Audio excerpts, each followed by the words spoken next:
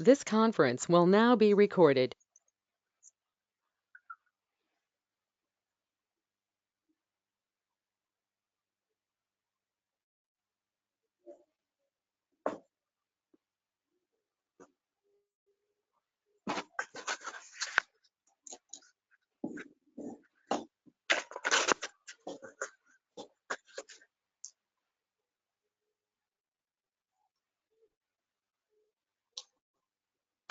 Hello, हाँ, 12वां श्लोक।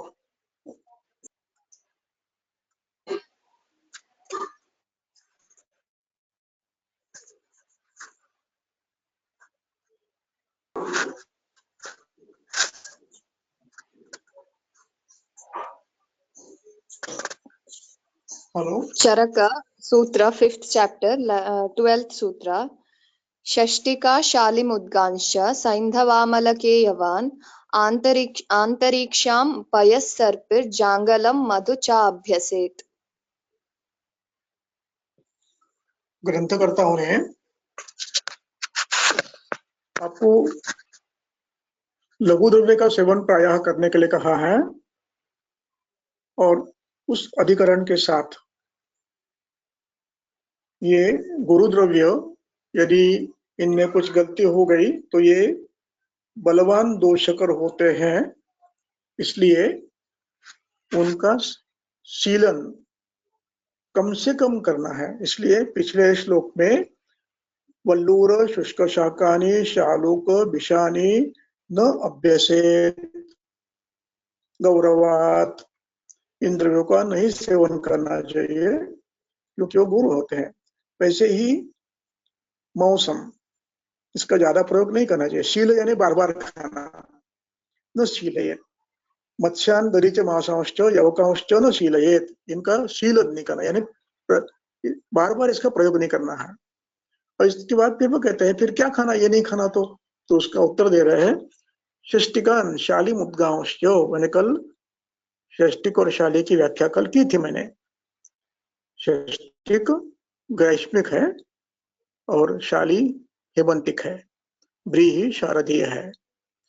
तो ये जो ग्रैष्मिक है ये लघुत्तम है और हेमंतिक है वो भृंगण है, अच्छे हैं, लेकिन गुरुत्व में तुलनया अग्नि के लिए अनुकूल है। उसके बाद सैंधव, ये नित्य सेवनीय वस्तु है। आमल की दाढ़ी में ये नित्य सेवनीय वस्तु। आमले का एक नाम दिया है, अन्य भी आप वस्तुमान जो मधु जो विदा ही नहीं है, ऐसे विदा ही और रक्त दुष्टकर नहीं है, ऐसे अम्ल द्रव्य आप नित्य सेवनीय द्रव्य में ले सकते हो। उसमें दारिम और आमल की ये प्रधान है। अब अन्य भी जो है, अन्य द्रव्य अपने अपने अन्य द्रव्य भी होते हैं, उनका प्रयोग मात्रा में करना चाहिए, ताकि इतना नहीं करना चाहिए कि जिससे विदाह हो, रक्त प्रकोप हो, नहीं करना चाहिए। और खास करके इन्होंने दधि का वर्णन किया है, इसको बोलते हैं हम लोग, कुछ गलत फहमियां हैं, दधि को सेवन नित्य नहीं करना है। तो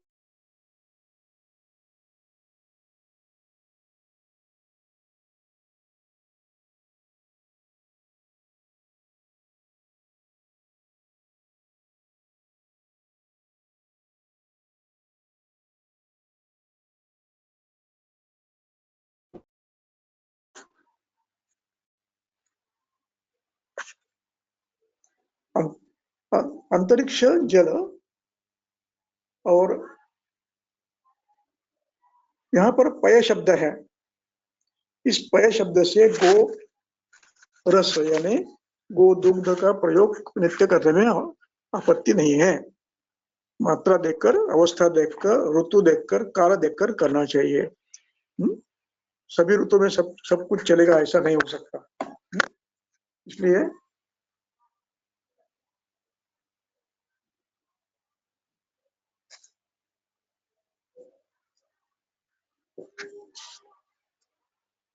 इसलिए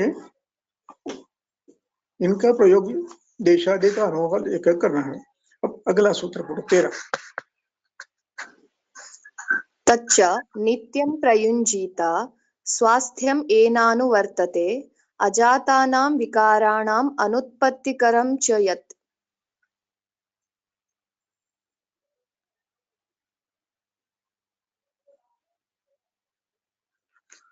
अब इसके बाद का एक सूत्र है, ये सूचना है। नित्य करने का लिए कुछ इधर बताया आपको, षष्टिशाली का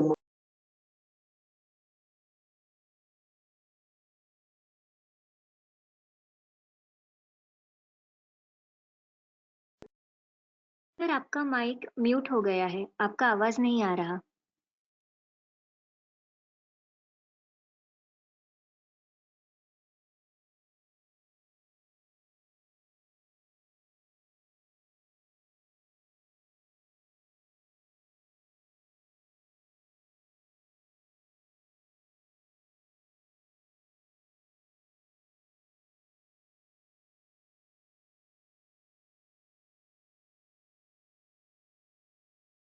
तच्च नित्यम प्रयुंजित,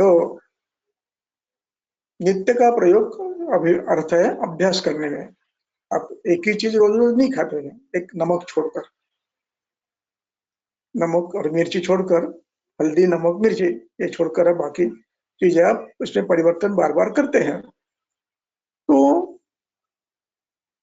नित्य में जो रोज खाना चाहिए, जिसका अभ्यास करना चाहिए, वो कौन है? तो उसका क्राइटेरिया बताया उन्होंने, तच्च प्रयुंजीत, प्रयुंजीत उसका उपयोग करना चाहिए, ये न जिसके द्वारा स्वास्थ्यम अनुवर्तते, आपका स्वास्थ्य ठीक नित्य रहता है। ऐसे ही पदार्थ नित्य सेवन करने चाहिए। नित्य का अर्थ रोज ऐसा नहीं है, इसका अभ्यास आप कर सकते हो। इसका दूसरा अर्थ है कि जो नित्य सेवनीय नहीं है, यानी जिनके बारे में न सेवयेत न शीलयेत ऐसा लिखा है, ये द्रव्य नित्य सेवन करने के नहीं है। पूर्चिका, दधि, किलाट, मत्स्य, शुष्क शाक, शालूक, ये मांस ये नित्य सेवनीय नहीं है, इनका अभ्यास नहीं करना चाहिए। और इसका एक अर्थ यह है कि इसके जैसे जो अन्य पदार्थ है, जो गुरु है, गुरुतर है, वो अभ्यास नहीं करना चाहिए उनका। और जो नित्य सेवन करने चाहिए ऐसा कहते हैं, इनका अभ्यास करना चाहिए। उनकी जिससे स्वास्थ्य नित्य स्वास्थ्य रहेगा, उसका क्राइटेरिया सुश्रुत ने दिया है। जो तरतमो योग युक्त गुरु है, लघु है, तरत उनको वर्ज्य करना है।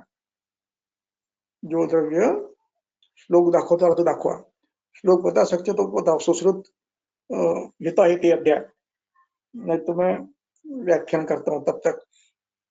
हिता हिति अध्याय में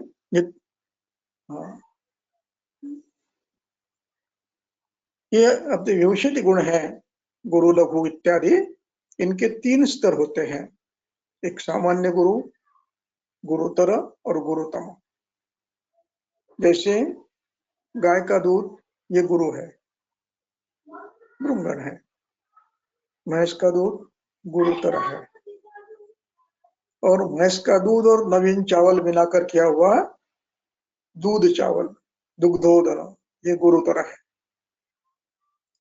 तो ये ऊपर के 2 हैं, ये वर्ज्य है, यानी उष्ण नित्य सेवनीय है, उष्णतर उष्णतम नहीं।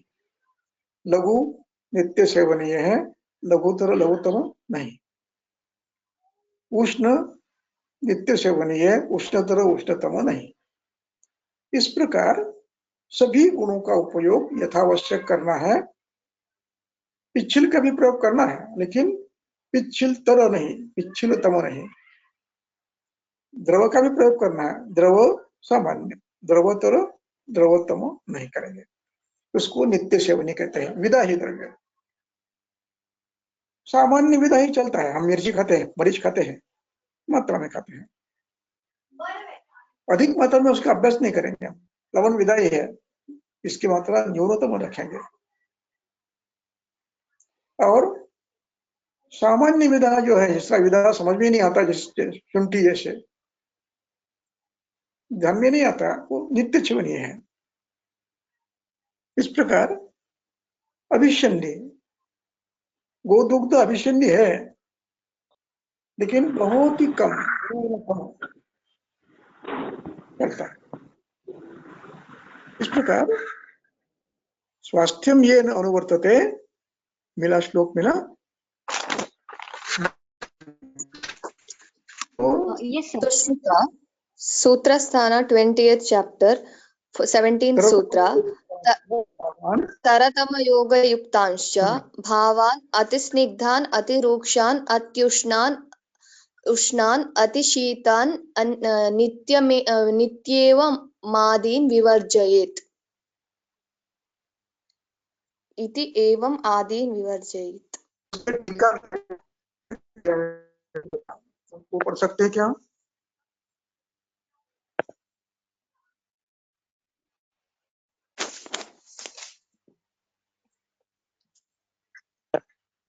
तरतम योग युक्तांश भावान इति अतिशय स्नेहादि गुण सहितानि द्रव्याणि इत्यर्थः।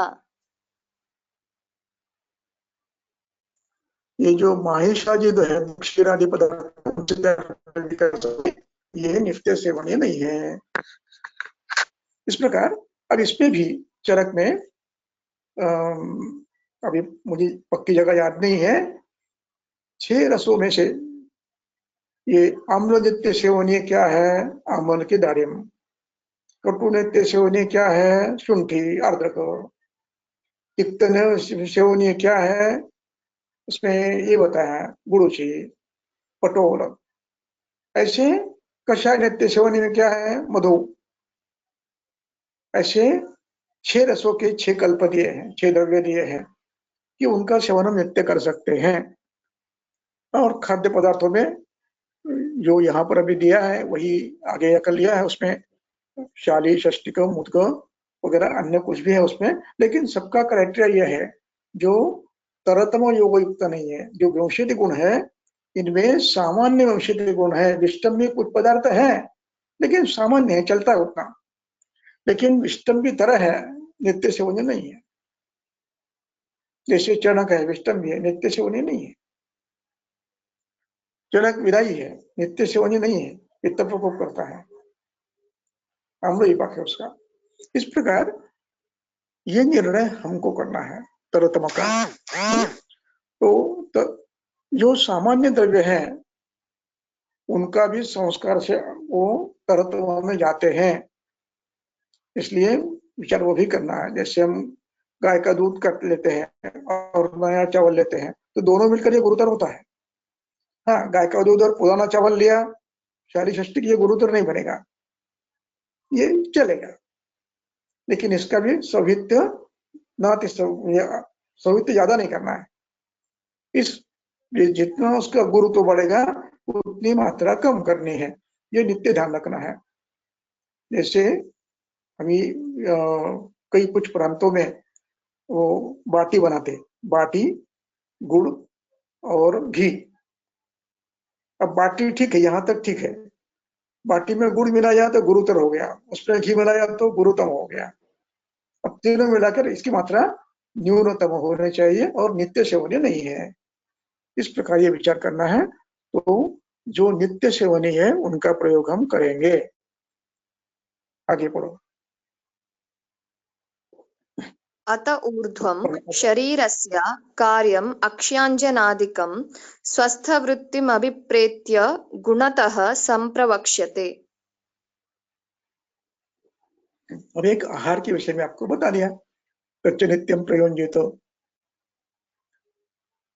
अब इसी के साथ ग्रंथकार स्वास्थ्य वृत्ति के लिए अन्य भी कुछ भाव है वो करने पड़ते हैं। कुछ नित्य करने पड़ते हैं, कुछ विशिष्ट काल के बाद करने पड़ते हैं। इसलिए यहाँ नित्य शब्द का प्रयोग उन्होंने नहीं किया। कुछ नित्य है, कुछ नित्य करने के नहीं है, कभी कभी करने के हैं। जैसे अणुतेल का नश्य है, ये 3 ऋतु में करना है, नित्य नहीं करना है। ये इस प्रकार बाकी प्रायः जो है वो नित्य कर सकते ऐसे हैं। तो जैसे सौवीरंजन, ये नित्य नहीं करना है, तो यहाँ पर नित्य का प्रयोग उन्होंने नहीं किया, लेकिन उसका जैसे जैसे उन्होंने आदेश दिया है ग्रंथ में, वैसे वैसे उनका प्रयोग हमें करना है। स्वस्थ वृत्तम अभिप्रेत्य गुणतः संप्रवक्षते, गुणों के अनुसार हम शरीर के जो अभ्यंजनादिक कर्म करने चाहिए स्वस्थ वृत्ति को ध्यान में रखते हुए, उनका वर्णन हम अब कर रहे हैं। तो पहला क्रमांक आता है अंजन का। पढ़ो। सवीरमञ्जनं नित्यं हितमक्ष्णोः प्रयोजयेत् पञ्चरात्रेष्टरात्रे वा श्रावणार्थे रसाञ्जनम्। अब देखिए, सौवीर अंजन, ये सुवीरा नदी भवम सौवीरम, ऐसा उसका वर्णन है। अब ये आजकल ये नहीं मिलता है, तो उसकी जगह पे दूसरा कुछ जो ग्रंथकार ने कहा है अंजन बनाने के लिए, उनमें से कोई तीक्ष्ण अंजन आप प्रयोग कर श्रावणार्थे कर सकते हैं, ये नहीं मिला तो। अब इसपे ये जो इसका उद्देश्य है, श्रावणार्थे आंखों से पानी आना चाहिए, श्रावण होना चाहिए, अक्षी श्राव होना चाहिए। हितम अक्षणोः अंजनम, किमर्थम? श्रावणार्थे आंखों में से थोड़ा सा पानी आना चाहिए, ज्यादा नहीं, थोड़ा आना चाहिए, और थोड़ा शुद्धि होनी चाहिए। क्यों? तो उसका वर्णन अगले सूत्र में करते हैं। फिर इस सूत्र पर आएंगे, फिर आएंगे उसके पहले 16 पढ़ेंगे, फिर 15 पे आएंगे।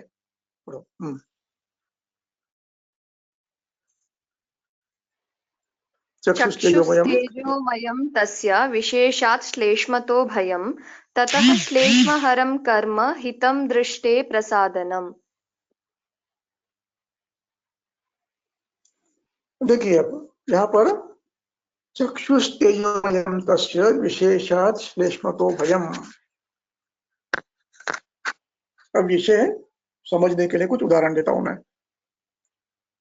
सामान्य रूप में ध्यान में नहीं आता है, रोज के व्यवहार में चक्षु तेजोमय है और श्लेष्मा से आपत्ति आती है, ये विषय शायद अपने ध्यान में प्रकर्ष से नहीं आएगा। शब्द समझ गए हम, अभिप्राय समझ गए, लेकिन उसका एप्लीकेशन ये समझने में थोड़ा स्पष्ट करना आवश्यक है। मैं एक बार शीत ऋतु में चित्रकूट में गया था। चित्रकूट में राष्ट्रीय है ना वो संस्था कुछ आयुष की, उनके तरफ से 7 दिन का व्याख्यान था। 7 दिन में वहां पर था, 5 दिन। इतनी ठंडी थी वहां पर कि मैं 24 घंटे घर में हीटर लगा के बैठा था, हालांकि गर्म कपड़े लेके गया था। 5 दिन हो गए, 5वें दिन मेरी आंखें चिपक गई। मुझे बलपूर्वक गर्म पानी से धो धो कर ये करना पड़ा। अब मैं डर गया, कहीं अभिषेक तो नहीं हो गया। तो वहां के लोगों ने कहा, नहीं सर, ये इस ऋतु में ऐसे अक्सर होता है किसी किसी को। उसके बाद फिर मैं हमारे ये है ऑप्थेल्मोलॉजिस्ट भाई है मेरा, मिसेस का भाई है, उसको फोन किया मैंने, तो उसने भी कहा, हाँ सर ये होता है, ये हमेशा इन्फेक्शन नहीं होगा, ये कभी कभी अन्य कारणों से भी होता है। मैं थोड़ा शांत हो गया। उसके बाद कुछ दवा नहीं की ज्यादा, मैंने केवल गर्म पानी से धोता गया। और फिर जब वापस आया मैं, तो जब स्थान बदल गया तो दूसरे दिन से कुछ असर नहीं रहा। इस प्रकार शीत ऋतु में और हेमंत ऋतु, शिशिर ऋतु में ऐसा हो सकता है, जहां बहुत तीव्र ठंडी है वहां पर। और जो लोग ज्यादा ठंडा खाते हैं उनको भी होता है ज्यादा ठंडा। बार बार सभी ऋतु में ठंडा पानी,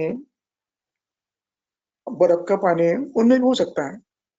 वैसे ही एक और उदाहरण देता हूं मैं। एक इंजीनियरिंग कॉलेज की लड़की सेकंड ईयर में थी, उसके पिता लेकर आए उसको, और प्रॉब्लम ये था कि उसके रोज सुबह आके चिपकती थी, रोज। लगभग 2-3 महीने से ये चल रहा है। तो स्वाभाविक है कि पहले वो ऑप्थेल्मोलॉजिस्ट पास गए, ऑप्थेल्मोलॉजिस्ट से एंटीबायोटिक दिए और कुछ मलम दिए, लेकिन परिणाम तात्कालिक, वो बंद कर दे फिर शुरू। फिर वो मेरे पास आए। तो मुझे ये थोड़ा सा याद था, ये सूत्र, चक्षुस्तेजोमयम तस्य विशेषार्थ श्लेष्मोतोमयम। मैंने उनसे एक ही प्रश्न पूछा, आपको रात में सोते समय दूध और उसमें मणि डालकर आदत है क्या?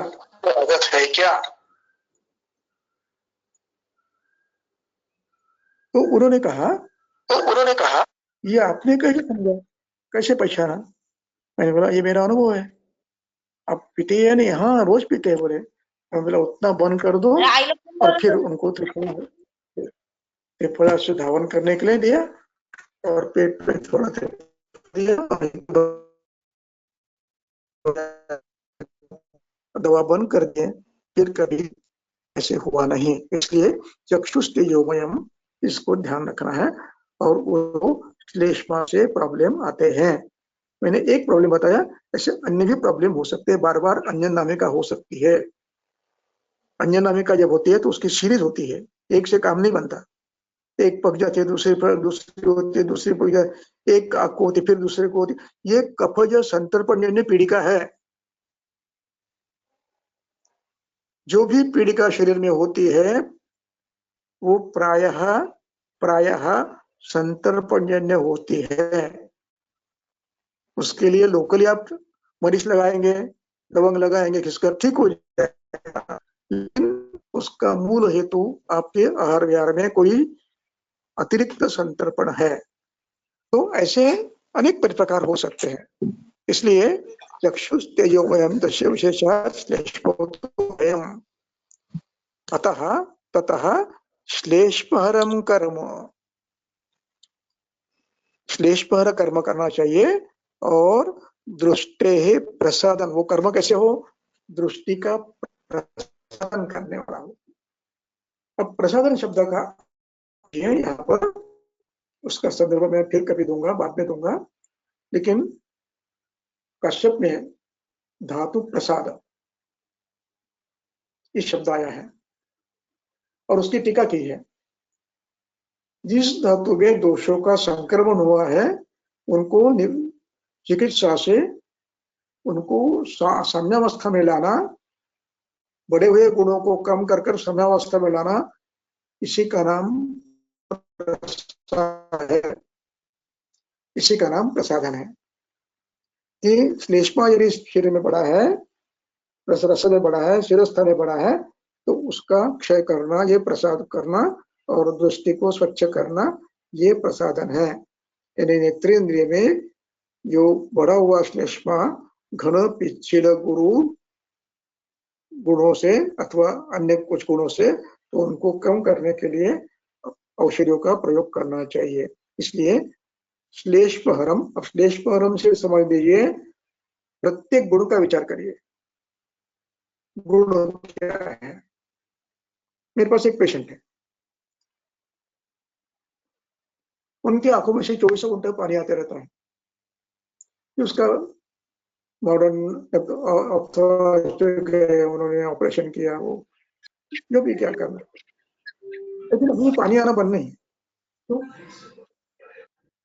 शीत गुणों से और द्रव गुणों से श्लेष्मा नेत्र में बढ़ता है और पानी आता है। क्यों? इस व्यक्ति को ये आदत है, ये 24 घंटे फ्रिज का ठंडा पानी लेकर बैठते हैं बोतल भर के।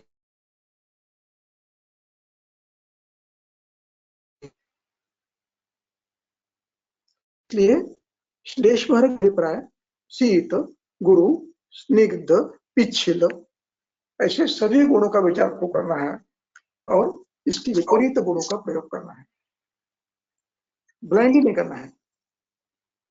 कश्यप ने और एक अच्छा किया है कि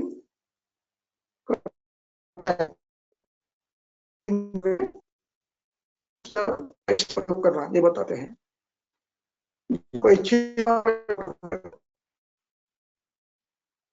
जहां द्रवत्व है वहां पहले प्रयोग करो, और जहां स्नेह है वहां कषाय का प्रयोग करो।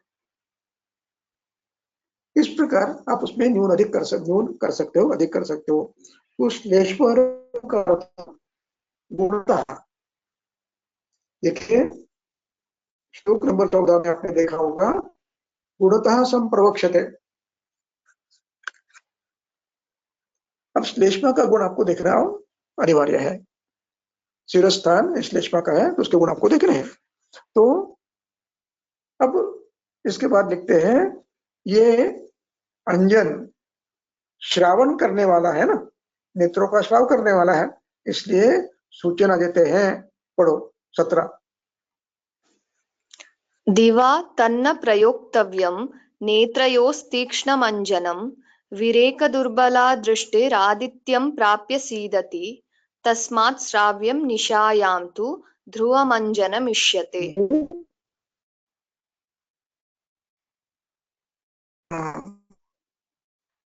अंजन जो करना है ये सुबह नहीं करना है।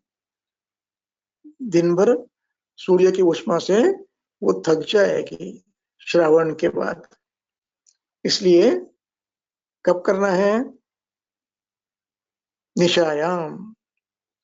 निशायाम करता है सूर्य अस्त होने के समय पर, यानी बाद में फिर दिन जो ये रहता है सूर्य का उष्मा रात भर नहीं रहेगा, लेकिन रात्रि में नहीं करना है।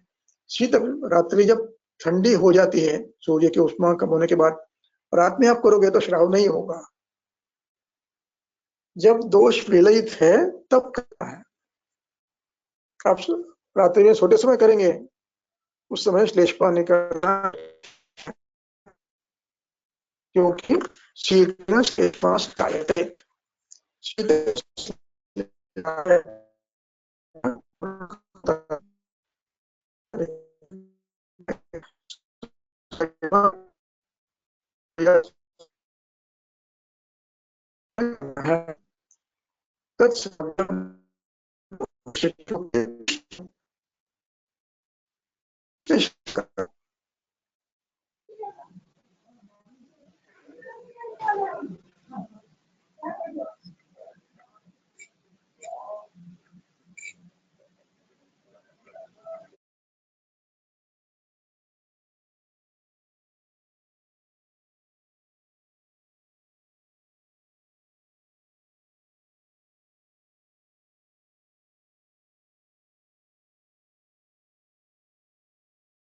सर अभी ऑफलाइन हुए हैं, इसलिए सर की आवाज नहीं आ रही है।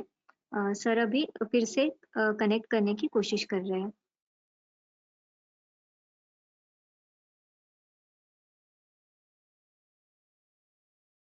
There is a request, participant please mute your mic.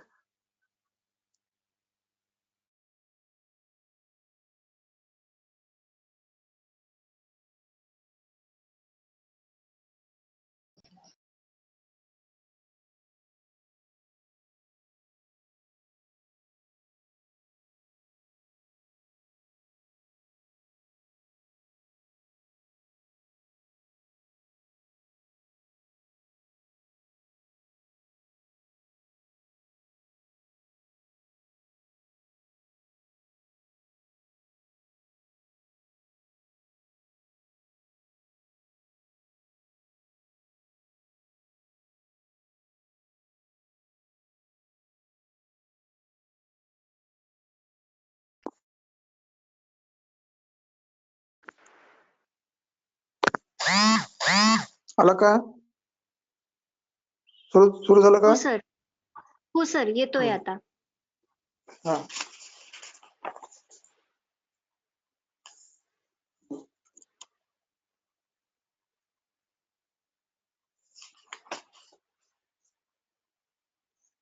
देखिए, तो हे ऐकू आलं का तीक्ष्ण अंजन द्यायचं नाही म्हणून आहे.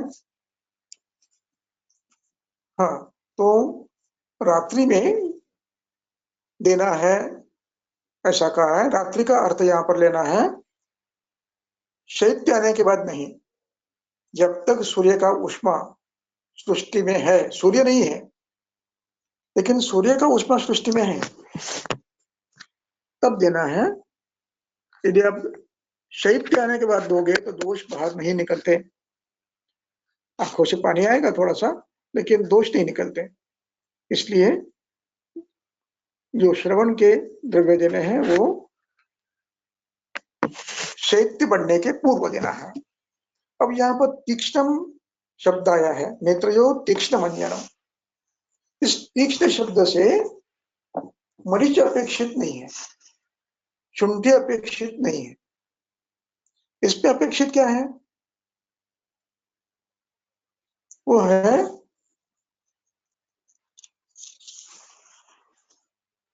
देखिए श्लोक 47, कल्पस्थान 12 अध्याय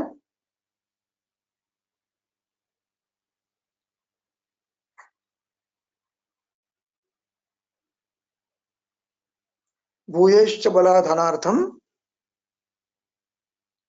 सूत्र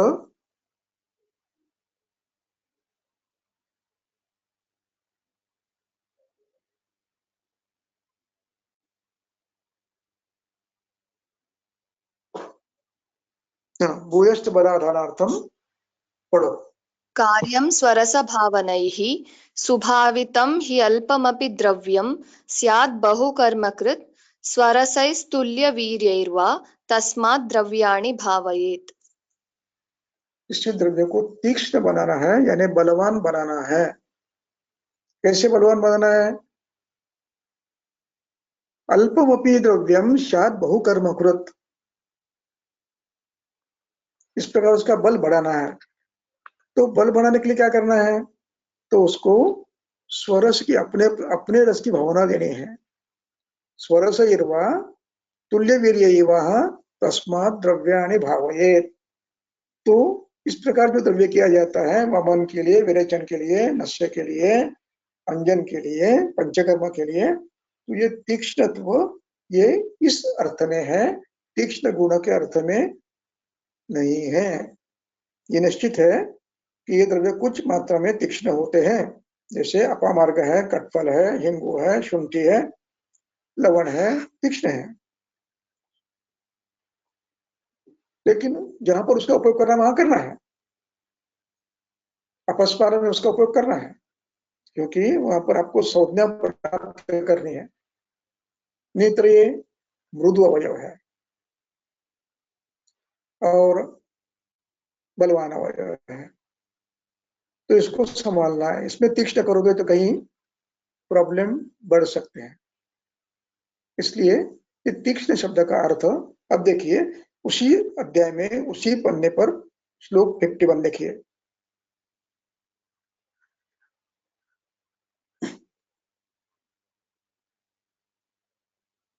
श्लोक नंबर 51.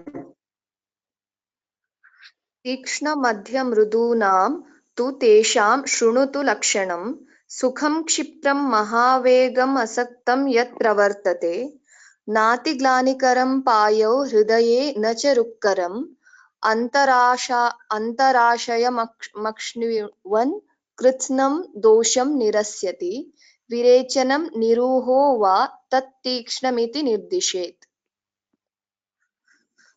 अब यहाँ पर व्याख्या पंचकर्म के द्रव्यों को दी है, निरूह के, विरेचन की, वमन की.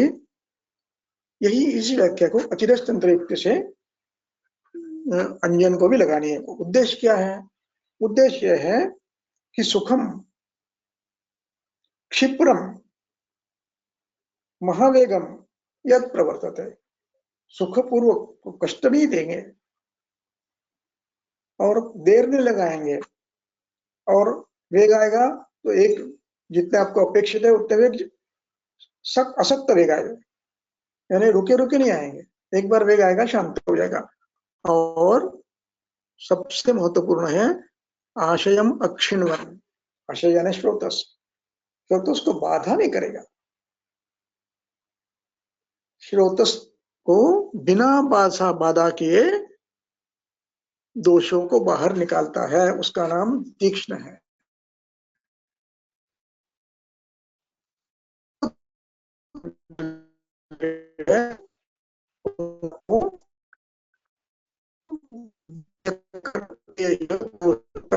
प्रकृति, स्त्री, पुरुष इत्यादि का तो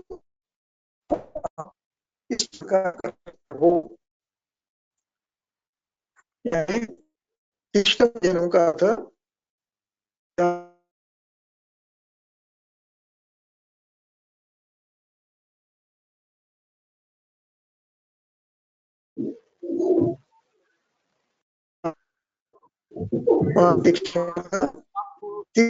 आपके पास इशू है। हेलो सर, आवाज नहीं है क्या व्यवस्थित?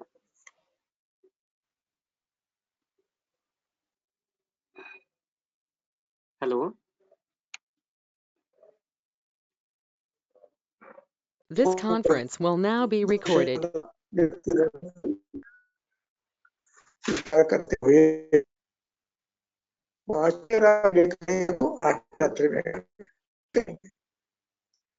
और ये दोष तो नहीं है, दोष निकल गया या प्रसाद व्याधि मारदो उत्साह तब इंद्रिया है, बल वगैरह पर दोष दिखना है।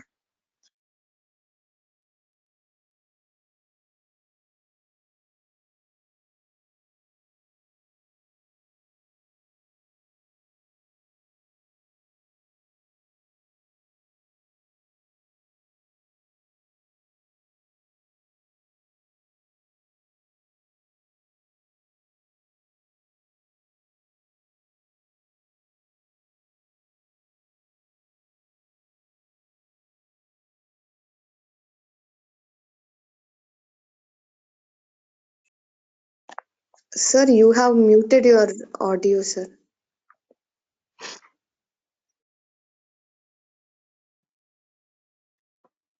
सर, आपका माइक म्यूट है। सर फिर से ऑफलाइन ही हुए हैं।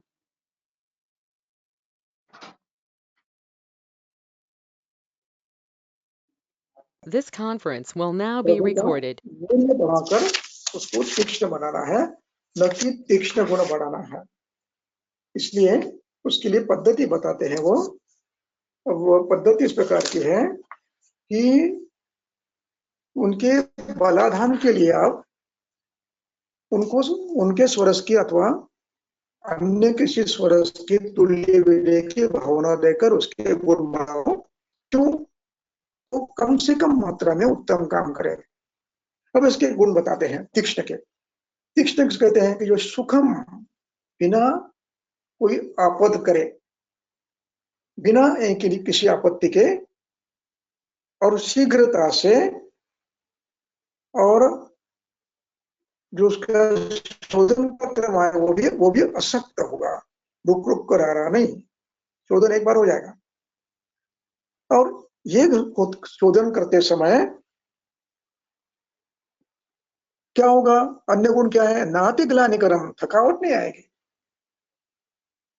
थकान महसूस नहीं होगी, और दूसरा वेदना भी नहीं होगी। तीसरा अंतराशयम अक्षिण्वन, श्रोतस को बिना बाधा किए, संपूर्ण नेत्र स्रोतस को कहीं भी बिना बाधा किए रुष्णम दोषम निरस्यति, इसको कहते हैं तीक्ष्ण। उसके बाद जो है जिसका वीर्य मन है,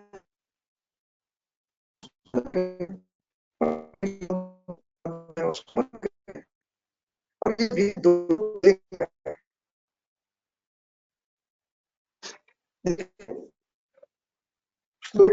This conference will now be के recorded. लक्षण बताते हैं, कहते हैं। तो तीक्ष्ण द्रव्य को कहते हैं कि जो सुखपूर्वक शोधन करे और बहुत देर नहीं लगाए, शीघ्र करे। और तीसरा, रुक रुक कर वेग नहीं आएंगे। वेग आएगा, रोगी शांत हो जाएगा। एक वेग आएगा, दो वेग आएगा, जो भी वेग है श्राव हो जाएंगे, रोगी शांत हो जाएगा। ये तीक्ष्ण द्रव्य की महत्ता है। कम से कम औषध, शीघ्र उपलब्धि, सुखपूर्वक उपलब्धि और परिपूर्ण उपलब्धि। सुखपूर्वक, शीघ्र और परिपूर्ण उपलब्धि, ये तीन महत्व के उसके गुण हैं। और इसके अलावा नातिग्लानिकरम, श्रवण होने के बाद भी नेत्र को थकान नहीं आएगी। नाति थोड़ी आएगी, ज्यादा थकान नहीं आएगी। और श्रोतस, अंतराक्ष यानी श्रोतस, श्रोतस को भी कुछ बाधा नहीं उत्पन्न होगी। इस प्रकार बिना बाधा किए शोधन, सुखपूर्वक, क्षिप्र और बिना रुकावट के और ज्यादा ग्लानि नहीं देने वाला जो द्रव्य है उसको तीक्ष्ण कहते हैं।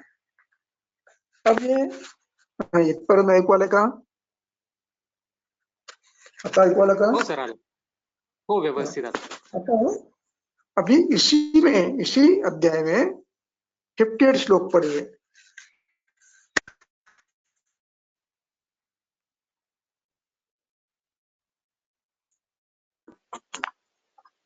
तीक्ष्णो मध्यो मृदुर्व्याधिः सर्वमध्याल्पलक्षणः तीक्ष्णादीनि बलावेक्षि भेषजान्येषु योजयेत्। उन्होंने तीक्ष्ण का वर्णन तो किया। अब आपको सूचना दे रहे हैं कि भेषजानि एषु प्रयोजयेत्, व्याधि में भी व्याधि के दोषों के बल की अपेक्षा करिए। सर्व लक्षण, मध्य लक्षण, अल्प लक्षण, और इसमें भी ये लक्षण के साथ हुआ। और हमें दोषों के लिए देखना है हेतु कितने हैं, ऋतु कौन सा है, देश कौन सा है, प्रकृति कौन सी है।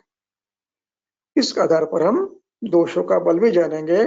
और तीक्ष्ण है तो तीक्ष्ण द्रव्य देंगे, मध्य बल है तो मध्य बल देंगे, और मृदु बल है तो मृदु देंगे। तीक्ष्णादीनि यानी तीक्ष्ण, मध्य, मृदु, बलावेक्षी। चिकित्सक कैसा होना चाहिए? इनका बल, व्याधि का बल, दोष का बल और व्यक्ति का बल, इन सब की परीक्षा करने वाला होना चाहिए। भेषजानि एषु प्रयोजयेत्, तीक्ष्ण में तीक्ष्ण, मध्य में मध्य, मृदु में प्रयोजन करना चाहिए। इस प्रकार तीक्ष्ण का प्रयोग करना है, वो गुणतः तीक्ष्ण नहीं तो वीर्यतः तीक्ष्ण होना चाहिए, ये ध्यान में रखना है।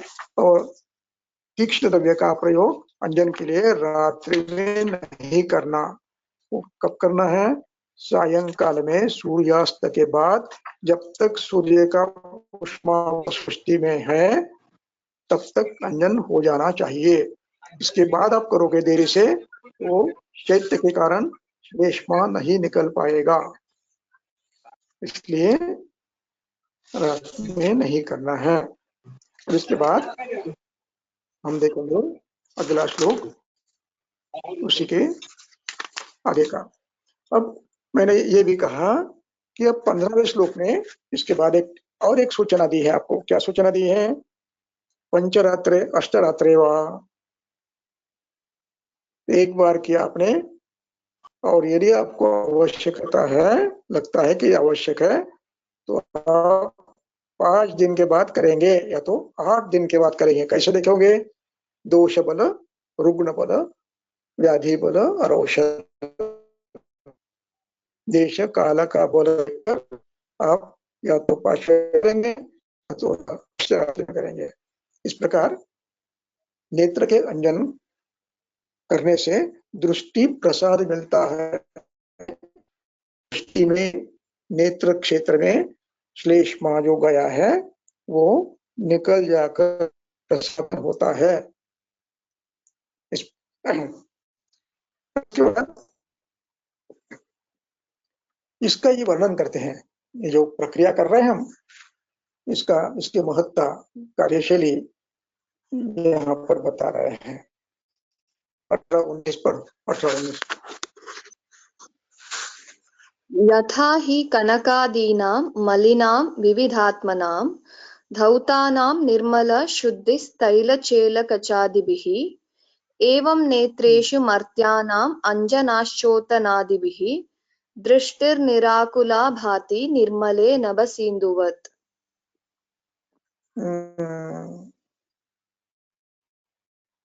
जैसे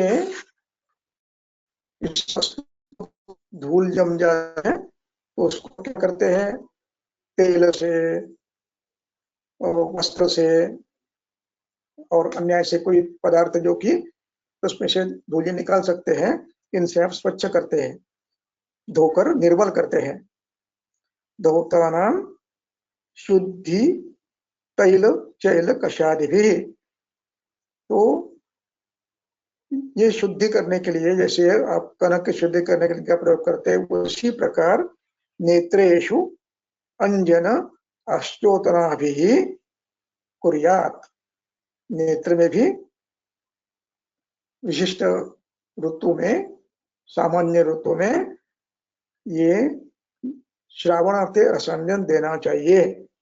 श्रावणार्थे ये करना चाहिए। क्या करता है, दृष्टि ही निराकुला भाति, दृष्टि स्वच्छ होती है। आकुल यानी व्याप्त, दोषों से व्याप्त नहीं, दोषों का रंग, दोषों का शैत्य, दोषों का प्रभाव इससे भिन्न हो गए, इसलिए निराकुला भाति। कैसी निराकुला भाति, निर्मले अंबसी इंदुवत, ऐसे आकाश में, शरद का आकाश जिसमें कोई बादल नहीं है, केवल चंद्रमा दिख रहा है, वैसे आंख भी आपको ऐसे दिखेगी, आंख में कोई दोष नहीं है, कोई वैवर्ण नहीं है, कोई विकृति नहीं है, स्वच्छ आंखें दिख रही है। ये सौंदर्य शास्त्र है, इसका शास्त्रीय प्रयोग से पद्धत से प्रयोग हम भी कर सकते हैं दृष्टि अच्छी करने के लिए। अब यहाँ पर यह विषय समाप्त होता है। इसके बाद शुरू होता है धूम्रपान। आवाज आ रहा है तो कंटिन्यू करता हूं। यस सर, आ रहा है। आ रहा है सर आवाज। ये तो आवाज हो सर। हाँ।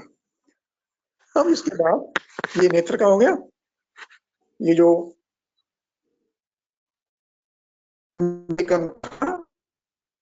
स्वस्थवृत्ति अभिप्रेत्य, ये करना है आपको। ये परंपरा बंद हो गई है और इसकी उपलब्धि हर क्षेत्र में होनी चाहिए, तब जाकर वार्धक्य में जल्दी दृष्टि खराब होना, चश्मा लगना, ये सब शायद कम होने की उम्मीद रख सकते हैं हम। तो अब इसके बाद अंजन हो गया। अब आदि में क्या क्या आता है उसका वर्णन चल रहा है। आदि में आता है दूसरा धूम्रपान। अब देखिए, अधिकरण है मात्रा शिष्यात, भोजन का, और उसमें मात्रा शिष्यात स्वस्थ वृत्ति के लिए है, इसलिए प्रसंग तंत्र युक्ति से स्वस्थ वृत्ति के अन्य भाव ही बता रहे हैं आपको। स्वस्थ वृत्ति के अन्य भाव प्रसंग तंत्र युक्ति से, एक तो आहार के बारे में, मात्रा के बारे में बताया, और उसी में प्रसंग तंत्र युक्ति से अन्य स्वस्थ वृत्तिकर भाव ही बता रहे हैं। अध्याय मात्रा शीति से प्रारंभ किया है, लेकिन यह अध्याय स्वस्थ वृत्तिकर है, इसलिए स्वस्थ वृत्ति के अन्य भाव भी यहाँ पर बता रहे हैं। यह मात्राशीत नाम देने का कारण अध्याय का पहला वाक्य मात्राशिष्यात है। इसलिए मात्रा शीतीय नाम दिया। अध्याय मात्रा का नहीं है, अध्याय स्वस्थ वृत्ति का है। इसलिए स्वस्थ वृत्ति के अध्याय में मात्रा के बाद फिर अन्य प्रयोग भी आपको बता रहे हैं। अब इस 20 से लेकर 24 तक के सूत्र में आपको प्रायोगिक नस्य धूम्रपान के लिए वर्ती कैसी बनाना, द्रव्य कौन से लेना, इसका वर्णन कर रहे हैं। पढ़ो हरेणुकाम से।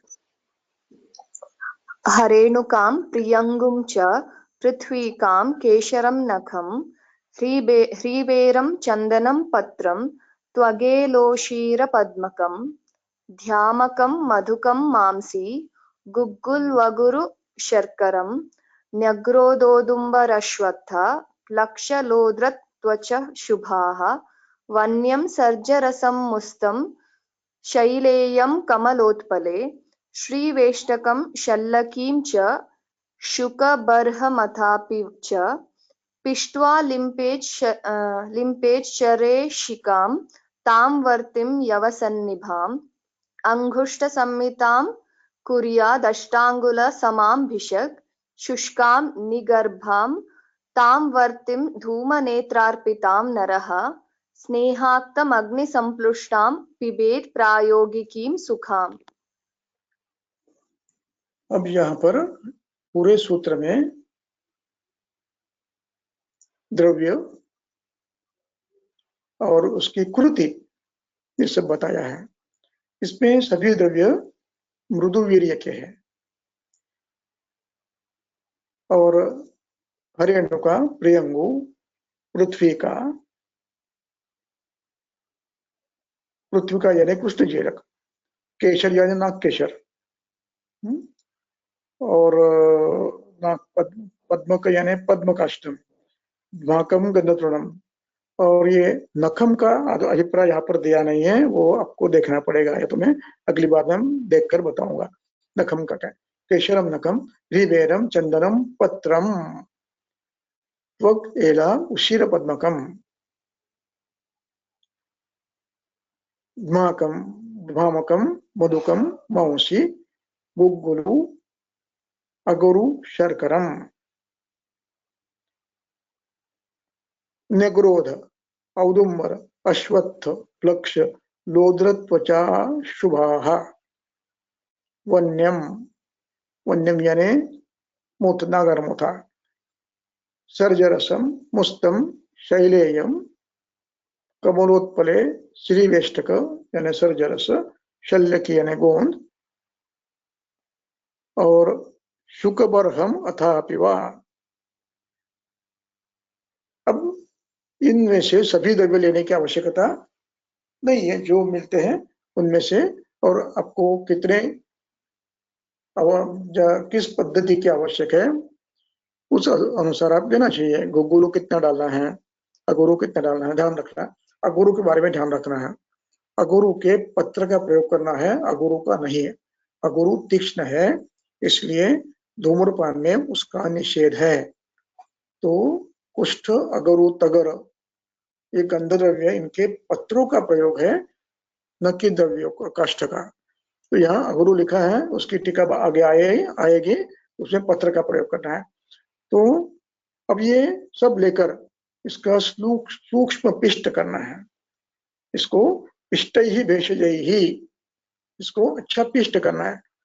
पिष्टवा, पिष्टवा ये वांतव्य है, घिस कर रगड़ कर उसको अच्छा पिष्ट बनाना है।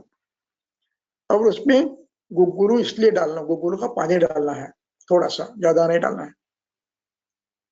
क्यों कि उसकी जो आप ये बनाएंगे वर्ती तो चिपक के रहती है ना, तो उसके ये निकल जाते हैं, क्या बोलते हैं, एक एक लेयर निकल जाता है, इसलिए गुग्गुलु डालना है, गुग्गुलु का पानी डालना है।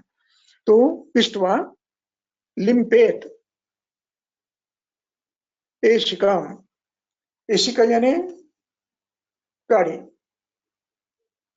किसी वेदस पत्र की काढ़ी, उसको छील करके अच्छा कर दो, बना लक्ष्य बना दो, और उसके ऊपर लेप लगाते जाओ। अब ये लेप कैसे लगाना है उसका टिप्पण, तो उसका वर्णन करते हैं। अब ये लेप की लंबाई अष्टांगुल समा हो, 8 अंगुल हो, और उसकी मैक्सिमम ऊंचाई कितनी हो, तो अंगुष्ठ समा हो, अंगुष्ठ के समान। अंगुष्ठ के बीच की जो है ऊंचाई है वो उसकी ऊंचाई हो, और जैसा अंगुष्ठ है यवसन्निभ यानी दोनों तक छोर से छोटा हुआ है, उस प्रकार ये वर्ती भी ऐसी बने, शुरू में थोड़ी पतली, फिर यवसन्निभ, फिर पतली।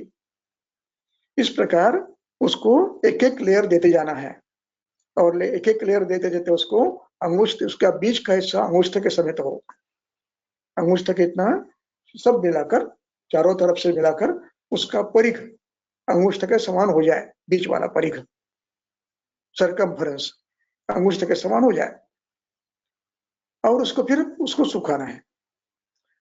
शुष्काम, ये सुखाना कैसे है, छाया में सुखाना है। शुष्काम, शुष्क होने के बाद क्या होता है, जो आपने ये ली है ना, एसी का ली है ना, ये एसी का भी सूख जाती है, एसी का ग्रीन लेना है, हरी लेना है पेड़ की, ये एसी का भी सूख जाती है उसके बाद, और वो सूखने का वटी भी सूख, आपकी वर्ती भी सूख गई, एसी का सूख गई, एसी का आप आराम से निकाल ले सकते हो बाहर। तो शुष्काम निगर्भाम, यानी उसके गर्भ में एसी का थी, उसको निकाल लिए तो निगर्भा हो गई। और ये धूमवर्ती फिर आप इसके, आपको जितने आवश्यक है उतने टुकड़े बना के रखो, या तो पूरी रखो। और धूम नेत्रार्पिता, अब धूम नेत्र में उसको रखना है। धूम नेत्र में दोनों तरफ से ओपनिंग होता है धूम नेत्र में, तो एक इसमें आप उसको एक जगह उसको ये करेंगे, लगाएंगे, और दूसरी तरफ से मुंह से उसको धुआं खींचेंगे।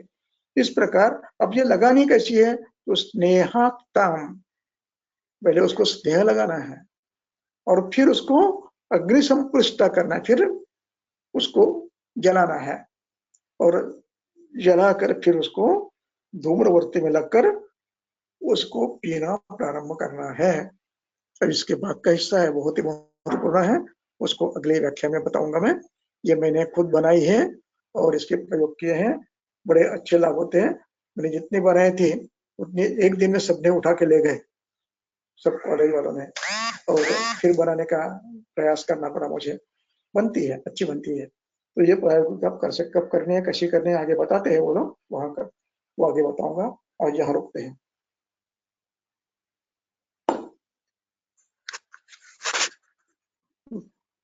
सर दो क्वेश्चन, एक क्वेश्चन ये है कि वीर्य से तीक्ष्ण और गुण से तीक्ष्ण, इसमें किस तरीके से फर्क किया जा सकता है? हाँ? वीर्य से तीक्ष्ण और गुण से तीक्ष्ण, हेलो हेलो, हाँ बोला। वीर्य से तीक्ष्ण और गुण से तीक्ष्ण, इसमें किस तरीके से फर्क किया जा सकता है?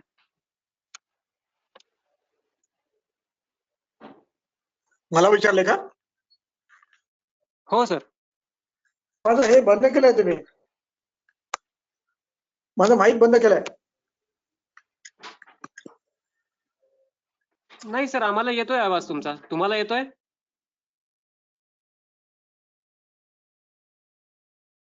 हॅलो.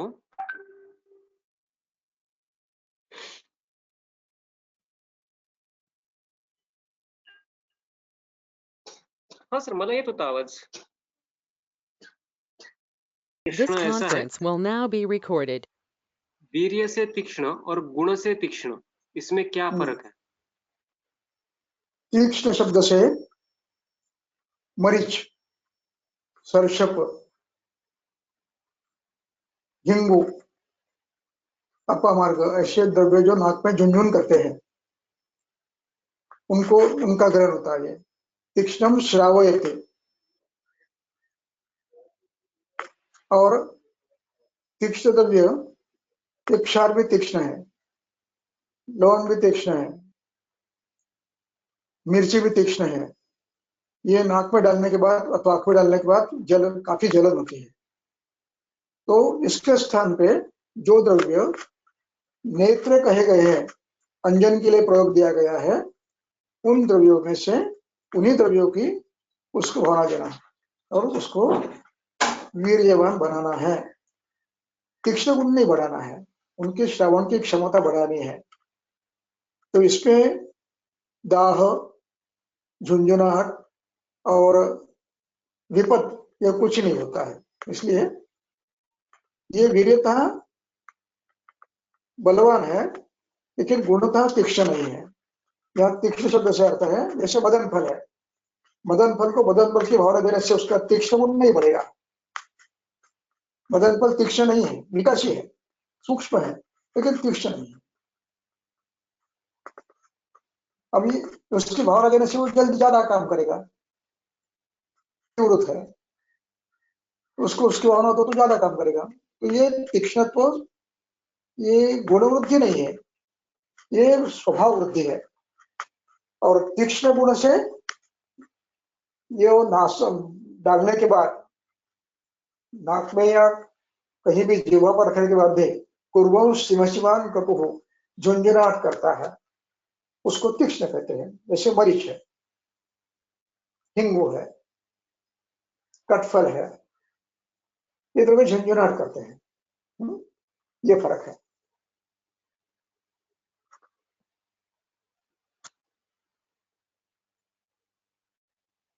दूसरा क्वेश्चन ये था कि मधु अगर हम कृश व्यक्ति को लगातार देते हैं, क्या वो कृशता बढ़ाएगा क्या?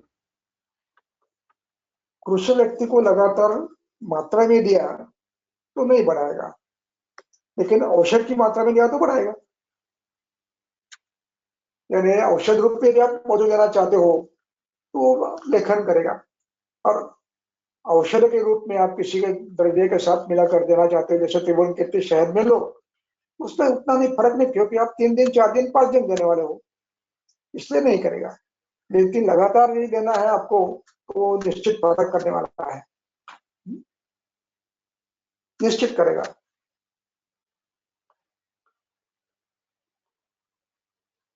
यहाँ पर जो नख है, क्या वो व्याघ्र नखी का पर्याय हो सकता है क्या? एक वैद्य बता रहे हैं, उन्होंने का रेफरेंस मुझे देखना पड़ेगा, क्योंकि व्याघ्र नखी है ना, हाँ व्याघ्र नखी वनस्पति है, वो हो सकती है, लेकिन व्याघ्र नख नहीं हो सकती, क्योंकि वो उसमें दुर्गंध होता है बहुत। तो देखना पड़ेगा मुझे भी याद नहीं आ रहा अभी। धन्वंतरि निघंटु का रेफरेंस बता रहे हैं, व्याघ्र नखी जो वनस्पति है। हाँ, उसके गुण क्या है देखो ना, उसके गुण क्या है। ठीक ठीक। तो आज हम क्वेश्चंस हो गए हैं हमारे पूरे, तो यहीं रुकते हैं।